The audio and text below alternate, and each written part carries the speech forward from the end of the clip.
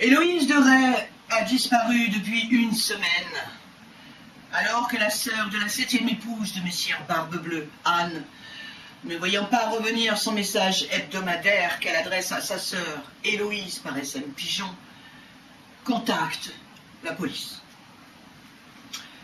Héloïse n'a donné aucun signe de vie depuis le mardi 31 décembre 1416, indique Messire Barbe-Bleue, jour où les époux devaient se rendre en la demeure du juge Pierre de l'Hôpital. Des traces de sang ont été découvertes à leur domicile et le pourvoyeur des gibets du royaume accuse Barbe-Bleue du meurtre de sa femme. On écoute tout de suite le procureur général du royaume. Mesdames, Messieurs, concernant la disparition d'Héloïse de Ray, le directeur de la police judiciaire du royaume chargé de la coordination des investigations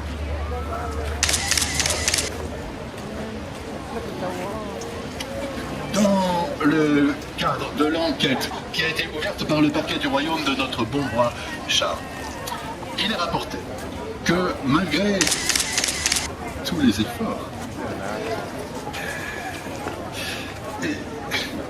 et la mobilisation générale des acteurs officiels et officieux, aucun élément nouveau ne vient disculper Messire Barbe-Bleue. À noter qu'on regrette le décès d'un policier du royaume dans le cadre de sa mission de protection qu'il assurait en nettoyant son arme de service, son arbalète. Mesdames, Mademoiselle, Messieurs, je vous remercie. C'est cet après-midi qu'aura lieu le procès véridique de Barbe-Bleue à 14h. On m'indique que notre envoyé spécial situé à un jet d'armes du domicile de Barbe-Bleue a de nouvelles informations à nous communiquer. C'est à vous, Jeanne.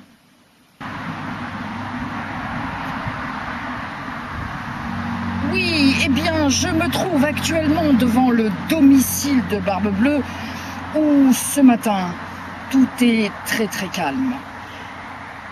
Les fenêtres sont restées fermées toute la nuit, ainsi que les portes d'accès au domicile.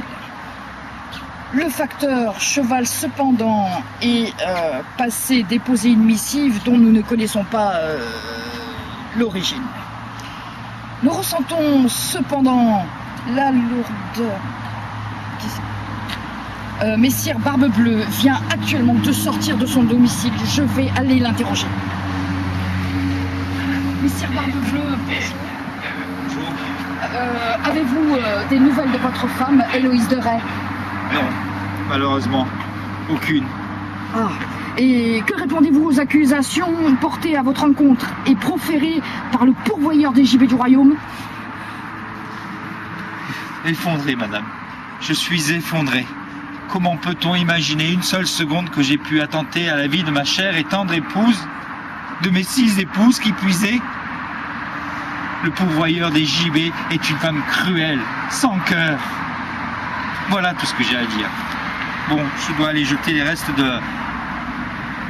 d'un repas que j'ai fait pour ma chère et tendre Héloïse hier soir.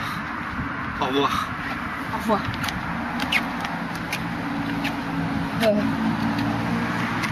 Voilà, Mireille, Vous avez entendu, comme moi, ce témoignage poignant. Et nous avons pu vivre en direct. Je vous rends l'antenne, à vous, Cognac Gay.